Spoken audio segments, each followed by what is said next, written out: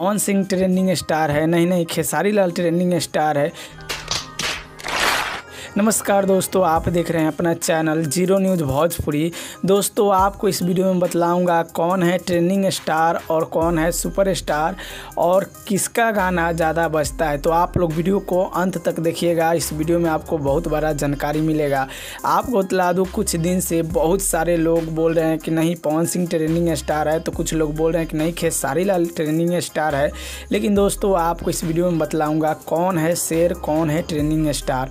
आपको बतला दूँ, बहुत सारे लोग जा रहे हैं गूगल पे सर्च कर रहे हैं और पूछ रहे हैं कि ट्रेंडिंग स्टार कौन है।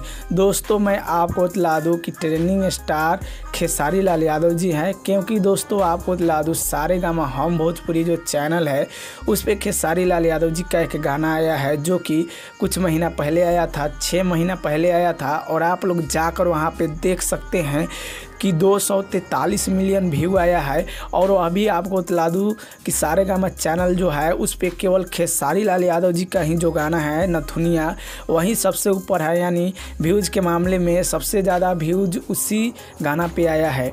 और आपको बतला दूँ, उस जो चैनल है उस पर बहुत ज़्यादा सभी स्टार का सॉन्ग आता है, जैसे पवन सिंह, नीलकमल सिंह, बहुत सारे स्टार का गाना आता है।